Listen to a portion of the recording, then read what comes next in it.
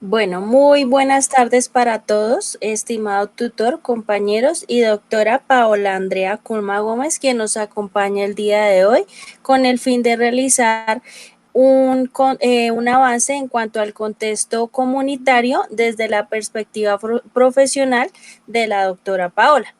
Doctora Paola, muy buenas tardes, ¿cómo se encuentra el día de hoy? Muy bien, Muy bien, gracias, gracias, Lisset. Lisset. Agradezco Agradezco enormemente enormemente la la posibilidad que posibilidad me que me ofreces ofreces de de encontrarme encontrarme con este ejercicio académico en mi proceso formativo y dentro del contexto académico, dentro del claustro formativo, comprendo absolutamente la necesidad que tiene un estudiante de poder tener contacto dentro de todo su proceso formativo también con otros colegas que tienen en menor o mayor experiencia en el ejercicio profesional, ya más que todo relacionado pues con el ámbito independientemente del proceso metodológico, independientemente del enfoque teórico práctico por el cual nos decidamos ir. Entonces es para mí un gustazo poder estar contigo y colaborarte como en este proceso académico en tu formación también. Entonces, gracias a ti por permitirme y por invitarme a esta sesión. Muchas gracias, doctora, muy amable. Bueno, es importante recalcar que pues su merced invitada para mí y pues para poderles mostrar a los compañeros y al estimado tutor dentro del contexto comunitario las actividades profesionales que logró su merced desarrollar, como me lo comentaba anteriormente, dentro de la Fundación Proyecto de Vida, que fue en la última en la cual usted pudo trabajar dentro de este contexto. Es Ujú. así que realizaré 5 preguntitas en cuanto a la relación que tienen que ver con el contexto comunitario, de las cuales en lo que ha su merced realizado dentro de sus labores profesionales en este lugar. Claro que sí, Lisette, no hay ningún inconveniente. Dale. Señora. Bueno, la primera pregunta es la siguiente. De acuerdo con su experiencia y formación, ¿cuáles son las acciones, procesos o actividades más relevantes que ejecuta en su ejercicio profesional? Bueno, mujer, primero que todo voy a contextualizarte a ti y a todas las personas que están en escucha de esta sesión o este proceso de encuentro. Y es la Fundación Proyecto de Vida es una fundación que trabaja en el aprovechamiento de tiempo libre de todos los jóvenes, niños, niñas, adolescentes y jóvenes pertenecientes a, a una parte geográfica de unas localidades o un municipio en Bogotá o en Cundinamarca. Me explico, la Fundación Proyecto de Vida es una fundación que tiene 3 sedes. Es una fundación que tiene una sede en Usaquén, una sede en Ciudad Bolívar y una sede en Soacha. Mi contexto y mi ejercicio profesional fue realizado en la sede de Soacha, que es un municipio de Cundinamarca. ¿Qué hacíamos básicamente en esta fundación? En esta fundación los chicos, cuando no estaban en el colegio o en su sistema educativo, llegaban a la fundación. Habían ciclos donde los chicos estaban en la mañana, otros estaban en la tarde. Por ejemplo, mi horario era de 8 a 5 de la tarde y ahí trabajábamos contra jornada, es decir, cuando ya no estaban en el cole, estaban con nosotros en la fundación. Sí, Cuando señor. salían de la fundación, ya estaban con sus padres, sus tutores o acudientes o responsables legales, quienes ya hacían como todo el proceso familiar. Eh, el ejercicio, digamos que la experiencia relacionada pues en esta sede fue una experiencia de trabajar directamente con los niños, niñas, adolescentes o jóvenes, trabajando desde procesos de reconciliación, arte o paz, incluso actividades deportivas, que era como la apuesta que nosotros hacíamos para poder elaborar como unas estrategias para que los niños tuvieran un acompañamiento integral que tal vez por algunas dificultades no podían tenerla de la mejor manera en sus casas. Entonces lo que hacían los niños es que acudían a la formación, a la fundación, y en la fundación recibían refuerzos educativos, recibían clases de pintura, clases de arte, clases de educación física, clases de música, asistían a terapia psicológica, también tenían un espacio, una franja de 2 refrigerios en el día y un almuerzo. ¿Listo? Todo esto era a través de un proceso enorme que se hacía con un país extranjero, con la embajada de otro país. Entonces de ahí obteníamos los recursos. Entonces la formación básicamente lo que hacíamos era que trabajábamos con los niños desde la parte de psicología, trabajábamos mucho, había psicología clínica y había psicología educativa y también hacíamos un proceso integral y transversal incluyendo a las familias desde escuela de padres, por ejemplo. Entonces, hacíamos un trabajo mancomunados entre todos los sectores. A veces algunos profesores identificaban que los niños tenían algunas dificultades o algunas capacidades para potencializar, nos los remitían a nosotros a psicología o incluso los mismos padres también nos los remitían y nosotros hacíamos un trabajo interdisciplinario. Había trabajos desde trabajadores sociales, con audiólogos, bueno, era un trabajo bastante bonito. Hacíamos procesos ya desde la psicología, trabajábamos más que todo regulaciones emocionales desde la parte clínica y con las familias pues trabajábamos desde un enfoque también apoyándonos desde estudiantes que venían de la Universidad Javeriana. Hacíamos procesos basados en la parte sistémica, comprendiendo todo el enfoque sistémico que la psicología trae y que da como un rigor bastante importante a la dinámica y al impacto que nosotros lográbamos o esperábamos lograr en ese individuo y también afectando a toda la comunidad. Entonces hacíamos jornadas donde invitábamos a la comunidad para que participaran, por ejemplo, en fechas especiales, entonces en el Día de la Mujer, en el Día de la Familia, no necesariamente tenían que ser fechas especiales, sino que nos creábamos algunas actividades para que todos ellos en escuela de padres lograran reconocer. Como comprenderás, Lisette, esta parte de Soacha era una parte que tenía ciertas condiciones o ciertas dificultades con respecto a los procesos económicos y de seguridad. Entonces era hacer un trabajo de nosotros desde la fundación, no estamos esperando, digamos que convertir a la sociedad o convertir a esa comunidad específica y llevarlos hacia a la transmisión de otros valores, sino que ellos sintieran que tenían algún tipo de acompañamiento por parte de nosotros y que sintieran que nosotros lo que estábamos haciendo era un proceso de acompañar a sus niños para que sus niños, digamos, no tuvieran necesariamente que recaer en procesos de delincuencia, de consumo de sustancias psicoactivas ilegales o que tuvieran que caer en algún proceso de discriminación, de violencia de género. Entonces trabajábamos mucho con la brecha para trabajar la brecha de desigualdad, por ejemplo. Entonces era un Sí, sí. trabajo bastante bonito. Ok, muy interesante, una muy buena perspectiva desde ese lugar de trabajo, la verdad, me agrada. Solamente con escucharlo me agrada, me gustaría conocerlo. Es algo muy bonito, digamos, reciben voluntariados. El Sí, sí, trabajo con niños, digamos que mayoritariamente el trabajo que yo tuve fue un ejercicio bastante retador porque uno desde la psicología es necesario que uno también conozca cuáles son las poblaciones con las cuales uno tiene cierta afinidad. sí, A señor. veces a uno le dicen, tú tienes que prepararte para todo tipo de población y es cierto, pero uno también conoce las competencias y las limitaciones que uno como terapeuta puede tener. Entonces, si uno dice, tal vez dentro de mi ejercicio profesional, yo siento que no tengo las competencias necesarias o básicas o especializadas para abordar este tipo de población, yo levanto la mano y remito a un profesional que sí tenga esas competencias. Entonces, era un trabajo absolutamente maravilloso. Yo en mi ejercicio tuve varios retos porque, digamos, a mí se me facilita mucho trabajar con niños y niñas y Igual. tal vez se me dificulta un poquito más con adolescentes. Y acá lo que hicimos fue un vuelco total y dijimos, no, vamos a integrar todo y cuando ya veamos que nos está extralimitando y que ya no es ético trabajarlo, lo remitimos. Y fue un trabajo bastante interesante porque te permite a ti nutrir tus habilidades y tus competencias como terapeuta. Entonces es absolutamente maravilloso. Y nada, la invitación es a que puedas ingresar a la página y puedas observar, y todos ustedes puedan observar cómo las maravillas que esto trae, más porque es un reto ahorita desde la virtualidad poder trabajar. Gracias, doctora. Muchas gracias por compartirnos esa experiencia tan enriquecedora. ¿Desde cuál de los enfoques psicológicos orienta las acciones que desempeña en el contexto comunitario? Bueno, mira, nosotros digamos que partíamos de un concepto metodológico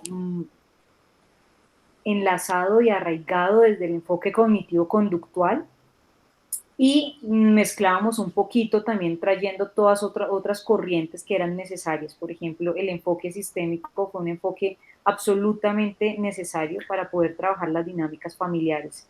Y nosotros desde mi formación, yo soy egresada de la Universidad Konrad Lorenz, nos enfocamos mucho, por ejemplo, en lo cognitivo-conductual, ¿sabes?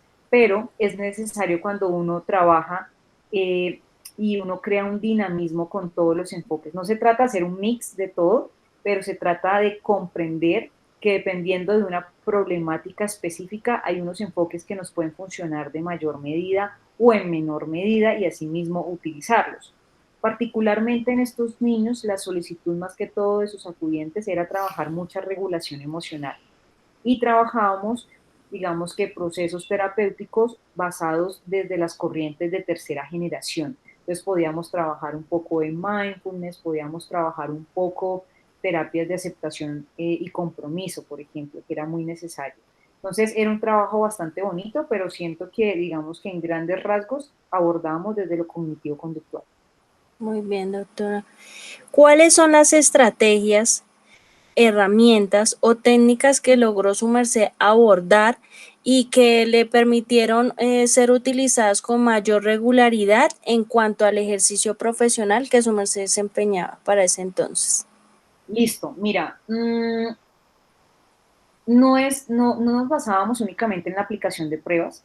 Nosotros comprendemos plenamente que la aplicación de una prueba es tan solo un porcentaje de todo el proceso de observación, de evaluación, luego de planteamiento del proceso de tratamiento psicoterapéutico. Al final uno hace un proceso de medición de indicadores, de objetivos de cumplimiento y luego se hace un proceso de cierre.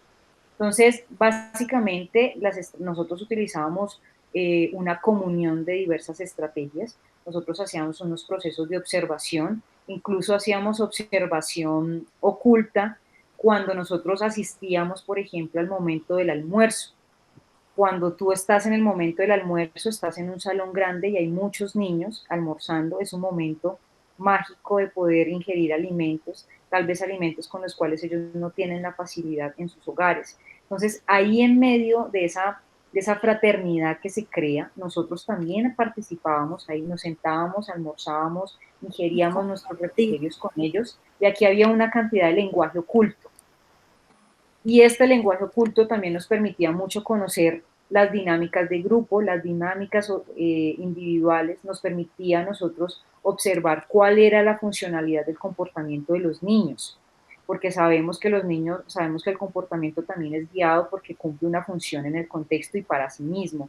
Entonces, comprender cuál era la funcionalidad del comportamiento, si los chicos actuaban mayoritariamente, por ejemplo, por refuerzo, por todos los tipos de refuerzo que sabemos que existen, más que todo, algunos actúan, por ejemplo, bajo refuerzo de adquirir situaciones o objetos tangenciales, ¿sí? Entonces, observamos que no solamente era que ellos querían acceder a un tangible, sino que podía ser un refuerzo de atención, a veces actuaban por evitación o por escape, digamos, observábamos un montón de cosas que en ese cubículo o en ese espacio diseñado no lo había. ¿Qué hacíamos? A veces nos los llevábamos al terreno. La fundación de en Soacha tiene un terreno enorme, un terreno que fue subsidiado, donado por una constructora, por una ladrillera. Entonces era un terreno enorme y lo que hacíamos muchas veces es, vamos al terreno y hacíamos un proceso al lado de las vacas, claro, con todos los protocolos de seguridad, teniendo en cuenta pues que nosotros no somos domadores de animales, Sí, ¿sabes? señora. Entonces era cómo podemos establecer una terapia al lado del campo donde los niños podían ver toda la ciudad, podíamos hacer ejercicios de respiraciones profundas, digamos que era un proceso bastante bonito. Entonces, no nos quedábamos solo con la observación, no nos quedábamos solo con la aplicación de pruebas, sino que hacíamos un proceso de grupos focales, hacíamos entrevistas a sus familias, lo poníamos en contexto, hacíamos observaciones ocultas y digamos que hacíamos todo un proceso de hermandad, incluyendo diversas estrategias. Creo que funciona bastante bien. Y cuando no teníamos claro cuáles estrategias utilizar, porque claro, uno muchas veces desconoce a gran profundidad cuáles son las dinámicas de culturales, políticas y sociales de ese contexto geográfico, uno lo que hacía es que pedía ayuda a un profesional que tuviera una especialidad diferente. Y lo que hacía es complementar este ejercicio. Un trabajo en conjunto. Muy Correcto. bien. Sí, señora. Em, ¿Cuáles son, perdón, desde este contexto que es el comunitario, cuáles aspectos considera que deberían profundizarse para un mejor ejercicio profesional? Listo. Yo creo que en este contexto particular era muy necesario comprender y desmitificar la labor del psicólogo. Social y culturalmente hemos luchado por años, por culturas, por edades completas, generaciones completas, y esto es un fenómeno a nivel mundial, y lo ha sido, y es desmitificar la asistencia psicológica. Si nosotros observamos otros países, por ejemplo, como Argentina, es muy común preguntarle a las personas cuál es tu psicólogo de cabecera. En cambio, acá en este contexto colombiano, específicamente en este contexto, eso no se ve, ¿sabes? No. Primero, acceder a un servicio de psicología o psiquiatría es bastante costoso de manera particular, como al igual de otras especialidades. Si bien es cierto, tenemos un acceso desde la entidad promotora de salud, que es la EPS, hay algunas brechas y tenemos que partir que esta comunidad, que este municipio, pues tiene unas dificultades que muchas veces giran en torno a lo económico, a esta estratificación que curiosamente Colombia es de los pocos países que continúa estratificando a la gente por estratos socioeconómicos. ¿A qué estrato perteneces? Uno, 2, 3, 4. Acá eran de estrato uno, 2. Habían espacios donde las personas no tenían acceso a servicios básicos como energía, servicio de fluido eléctrico o servicios básicos como agua. Habían niños que por lo menos se bañaban solamente una vez a la semana y eso. Y si eran varios niños, tenían que rifarse a ver a cuál les tocaba el acceso al agua. Es una condición bastante dura, ¿Cómo? compleja, y el hecho de decirle a estas personas, que son personas que en su gran mayoría no han terminado el bachillerato, los padres, los abuelos, los tíos, los primos, es, puedes asistir al psicólogo. Y esta lucha de asistir al psicólogo no es para locos. Sí, lo Y tienen estigmatizado de esa es forma. correcto. Además, qué bonito que es pensar que la locura es necesaria. Digamos, la locura no debe ser estigmatizada. Desde mi aprendizaje personal, con todo el respeto para las personas que tal vez opinan de una manera diferente, la locura es muy necesaria en el desarrollo infanto-juvenil, adulto, senil también. Deberíamos tener un poquito de locura. Lo que pasa es que la locura se ha asociado con otras cosas en el paso teórico y en el contexto histórico de la vida humana, ¿sabes? Pero entonces desmitificar la labor del psicólogo, es decir, yo para qué voy a ir al psicólogo, yo no estoy loco, o yo Ujú. he sido así toda mi vida, no voy a cambiar. Eso también es una lucha constante. Entonces, siento que poder trabajar estas dinámicas culturales es necesario. También que considero que es muy necesario y es, nosotros muchas veces nos basamos en papers y en investigaciones que se dan en contextos que están muy alejados de la realidad colombiana. Utilizamos baterías, utilizamos aplicación de instrumentos que están medidos, testeados, validados. ¿Y cómo hacemos para creer verazmente en la validez y en la confiabilidad de un instrumento que lo traemos de una población europea, por ejemplo, cuando las condiciones de la población europea son absolutamente diversas a la población de nuestro contexto colombiano? Entonces siento que también es algo muy importante poder encontrar instrumentos que sean validados y que tengan el rigor de la confiabilidad que necesitaríamos en esta población colombiana. A veces no hay adaptaciones, y tú sabes que Sí, para señor. aplicar instrumentos no podemos omitir, estaríamos haciendo una, no podríamos omitir algunos ítems o algunos reactivos, estaríamos haciendo un proceso no ético del ejercicio de la aplicación de una batería, por ejemplo. Entonces siento que es necesario que nosotros cuando éramos estudiantes y en el ejercicio profesional ya como graduados, estemos en un proceso constante de actualización. porque esta pandemia, sí, lo que más nos ha enseñado es que la vida puede cambiar en segundos y no estábamos preparados para una pandemia, no estábamos preparados para un confinamiento. Nos dijeron vamos a estar confinados un fin de semana y ya llevamos más de un año en confinamiento, Sí, ¿sabes? señor. Entonces, no estábamos preparados a nivel mundial para esto. Ahora nos tocó a nosotros vivir un proceso de vacunación mundial, por ejemplo. Entonces, es poder comprender que las dinámicas son cambiantes, tan cambiantes como que hay países que pueden tener acceso a vacunaciones y hay otros que no. ¿Sí? Hay unos que, por ejemplo, desde la parte cultural consideran que la vacunación es buena o es mala. Estoy poniendo un ejemplo, saliéndome un poco de contexto, porque estoy uniendo un poco la salud mental con la salud física y orgánica, ¿sabes? Pero entonces siento que es necesario que nosotros nos actualicemos mucho y hagamos un proceso de observación más, una lectura más crítica de lo que se está haciendo aquí con estas poblaciones para que nosotros sí podamos generalizar y estandarizar, porque si no, no lo podríamos hacer, no sería un ejercicio ético. Muchas gracias, doctora. Ya para finalizar, ¿de qué manera se evidencia el componente ético dentro del contexto comunitario? Mira, el contexto ético es absolutamente necesario. Digamos, nosotros partimos como psicólogos, sabemos que tenemos el código, la ley 1090 del 2006, lo sabemos, es necesario, está como una impronta en nuestro ser. Entonces, ¿cómo se da el ejercicio ético? Bueno, el ejercicio ético se da desde lo que tú debes hacer y tal vez desde lo que tú no deberías trabajar, ¿sabes? Entonces, esto de, por ejemplo, yo tengo un pregrado, un ejemplo, y hay ciertas situaciones que son necesarias abordarlas desde una disciplina especializada.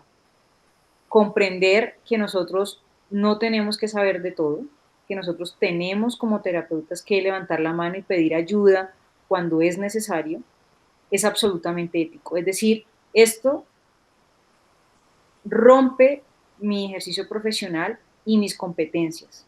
Y lo que yo hago es de una manera muy responsable remitir al consultante donde una persona especializada que tenga las competencias necesarias para poder darle un manejo garante de los derechos a esa persona. Entonces, ¿cómo trabajamos desde lo ético? Nosotros tenemos que asegurarnos en nuestro ejercicio práctico diario que el derecho a la dignidad, a la igualdad y a la intimidad debe estar salvaguardada sí o sí, que esto permite una facilidad de acceder a la justicia, por ejemplo, que sabemos que también está dentro de nuestra ley. Sí, Tenemos que señor. tener una reserva absoluta de toda la información de las personas y de las situaciones, y sabemos que hay unas excepciones a la confidencialidad. Por ejemplo, si la vida del consultante, de nuestro estudiante, de nuestro niño, niña, adolescente, joven, está en riesgo, levantamos la mano y activamos redes de emergencia, generamos un proceso de alerta para que haya otra intervención. Si, por ejemplo, un tercero también se ve afectado, levantamos la mano. Si una autoridad judicial competente requiere un mayor acompañamiento, levantamos la mano y rompemos confidencialidad, pero también ese proceso de confidencialidad es muy necesario y básico en nuestro ejercicio diario. Salvaguardar los derechos humanos a toda instancia es una consigna diaria y no solamente un derecho por persona, sino todos sus derechos de manera transversal en todo su proceso, desde que llega a la sesión número uno hasta que hacemos la fase de cierre, luego de hacer un proceso de evaluación de indicadores, por ejemplo. También es muy importante que nosotros tengamos a cabalidad el acervo documental, que garanticemos que el acervo documental esté completo, que se mantenga la custodia, la cadena de custodia de cada documento, de cada ser, garantizar que nosotros tengamos la autorización expresa de esa persona para participar en un proceso, de no realizar o no incurrir en prácticas irresponsables de luego le pido el consentimiento y luego corriendo detrás de los padres para que me firmen un documento, nada. Es garantizo el ejercicio desde la sesión número uno, partiendo que tengo ese consentimiento de los padres y el asentimiento de los niños, que sabemos que funciona de manera diferente cuando son menores o adultos. Sí, También en señor. el ejercicio de la parte virtual, Lisset, es muy importante que nosotros entendamos que desde la telepsicología, porque ya estamos haciendo procesos online de terapia, y es saber que hay algunos procesos que no se pueden hacer de manera online. Por ejemplo, personas que tengan ideaciones suicidas, personas que estén relacionadas con agresiones sexuales, que tengan procesos violentos o violencias de género, que tengan conductas homicidas o daños a terceros, abuso o consumo de sustancias. También algunas personas que tengan trastornos donde hay un deterioro y una pérdida de la realidad. Ahí también tenemos que levantar la mano y decir, usted necesita hermano o hermana, familia, niño, niña, un acompañamiento interdisciplinario de manera presencial. Urgente. Eso también constituye un ejercicio ético, conocer cuáles son los límites de las terapias de manera presencial o de manera virtual. Doctora, quedo totalmente sorprendida y le agradezco enormemente todo lo que nos acaba de compartir. Es enriquecedora toda su experiencia para pues tenerla presente, Dios no lo permita, tener la oportunidad de conocer la fundación, porque la verdad me llama mucho la atención. El trabajo mancomunado, digamos, con los niños, niñas y adolescentes es muy importante porque es como una cadena, ¿no? Que es algo que debemos cuidar desde, como dice, desde que nace y se está creciendo y desarrollando para que en futuras etapas, ya en la adultez, se vean los buenos frutos y el buen desarrollo de todas estas creencias que realizaron de los padres desde sus hogares.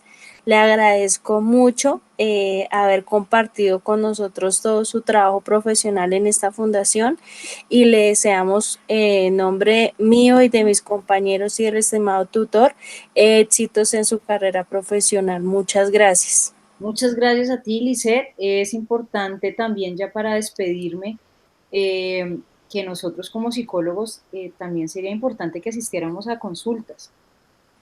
A ver, hay instituciones educativas superiores, universidades, que a veces a sus estudiantes para poderse graduar les piden que tengan unas horas de sesiones en psicología.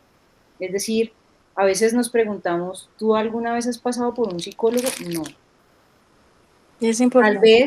Tal vez es necesario que tú asistas a psicología, ¿sí? Entonces, es importante que también nosotros nos demos esa posibilidad de decir, esto también llegó para nosotros como los psicólogos que no estábamos acostumbrados ahora a hacer un proceso virtual, atender consultantes con todas las limitaciones que una atención virtual tiene, ¿sí? Porque sabemos que hay problemas de conectividad, sabemos que hay problemas de deserción, sabemos que la adherencia a un proceso terapéutico es un proceso a veces luchado, eso lo sabemos. Entonces, nada, la invitación a todos ustedes es permitirse enamorarse un poquito de los procesos empáticos que podemos crear con otros seres y comprender que se vale ayudar y también se vale pedir ayuda desde el momento en el que estemos. Entonces, para mí es un placer haber estado contigo, Lisette, y quedo atenta a lo que vuelvas a necesitar y un saludo fraterno a todos ustedes.